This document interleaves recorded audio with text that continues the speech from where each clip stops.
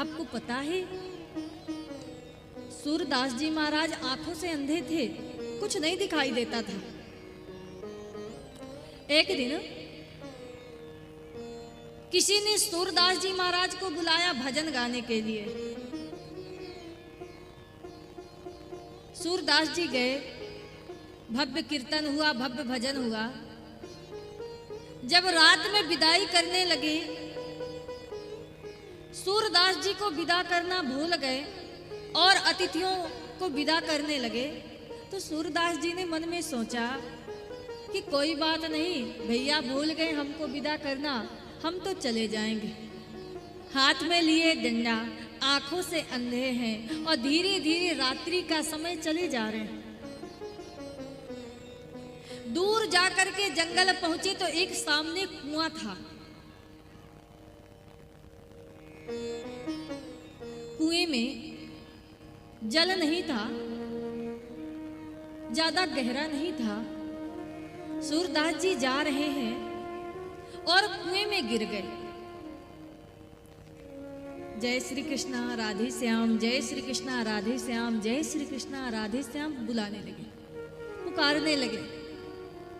उसी समय ठाकुर जी छोटा सा बालक का रूप लेकर के प्रकट हो गए। बाबा, अरे ओ बाबा, ये लो मेरा हाथ पकड़ो। सूरदास जी ने सोचा मन में कि जंगल में और इतनी रात को जरूर निश्चित ही ठाकुर जी होंगे, क्योंकि इस जंगल में इतनी रात को कौन आ सकता है, वाकई बिहारी जी होंगे। ठाकुर जी कह रहे हैं, बाबा जरा आप मेरा हाथ पकड़ो, ऊपर आओ। सूरदास जी कह रहे हैं, लाला मैं तो आंखों से अंधा हूं, मुझे तो कुछ दिखाई नहीं देता, आप ऐसा कर लो कि आप मेरा हाथ पकड़ो।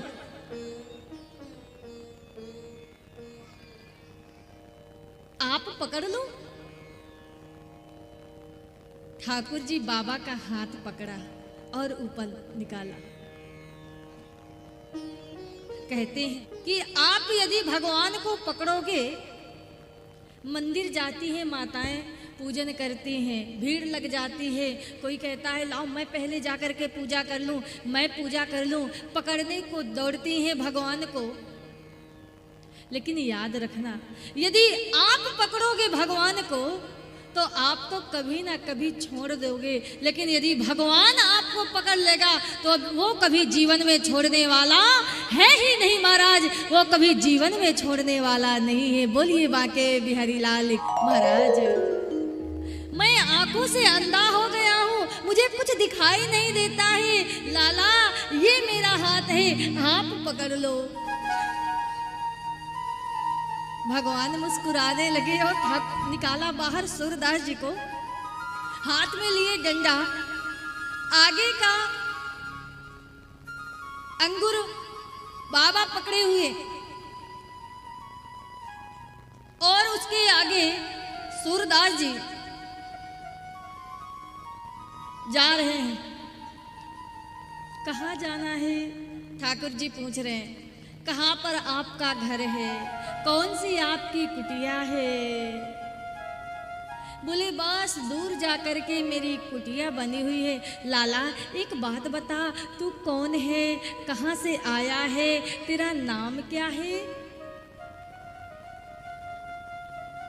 सूरदास जी पूछते जा रहे हैं और धीरे धीरे धीरे डंडा के सहारे से ठाकुर जी का हाथ पकड़ना चाह रहे हैं। जैसे ही कुटिया के नजदीक पहुंचे और धीरे धीरे हाथ बढ़ा करके सूरदास जी ने ठाकुर जी का हाथ पकड़ा, तो उसी समय बांके बिहारी जी ने डंडा को छोड़ा और दूर भगे जा करके खड़े हुए।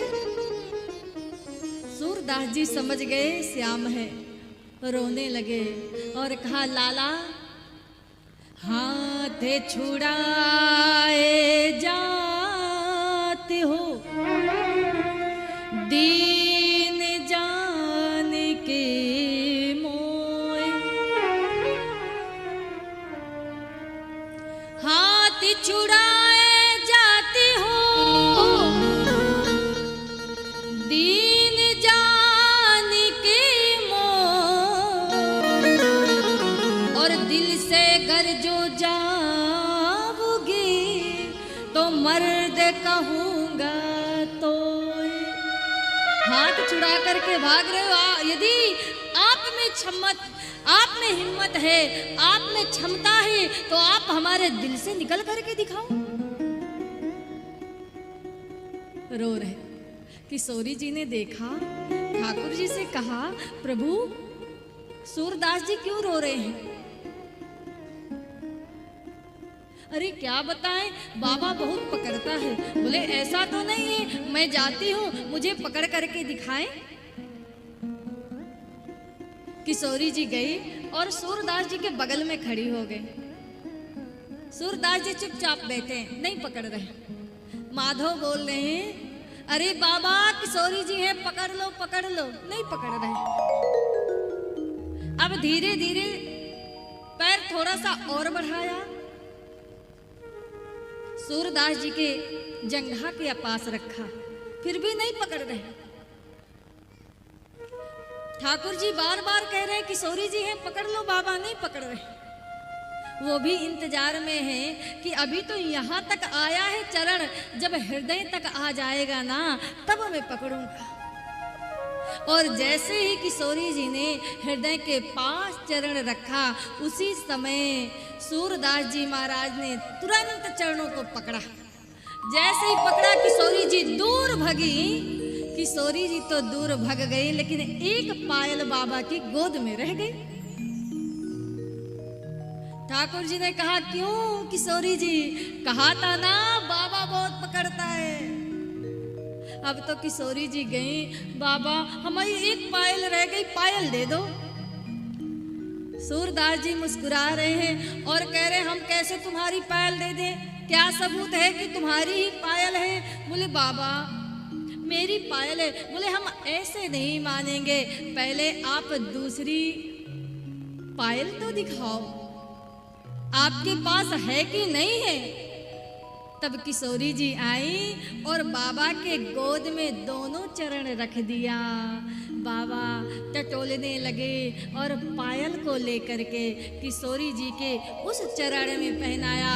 श्री किशोरी जी माधव सरकार दिव्य उनको दर्शन दिए हैं, आंखें वापस लौट करके आ गई हैं। सूरदास जी ने जैसे नेत्र खोला, श्री बांके बिहारी जी किशोरी जी के दिव्य दर्शन हो रहे हैं। देख करके प्रभु को गदगद हो गए हैं। ऐसा लग रहा है बस मेरे माधव सरकार को किशोरी जी को निहारता रहूं।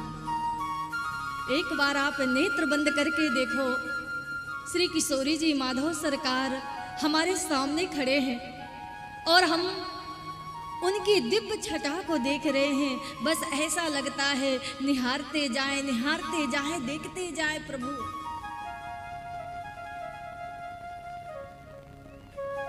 जब किशोरी जी की कृपा हो जाती है तो समझ लो ठाकुर जी की कृपा ऑलरेडी आपके पास कर दिया। राधे के बिना कृष्ण अधूरा है और कृष्ण के बिना राधा अधूरी है। भक्त कहते हैं ना, तुझे दे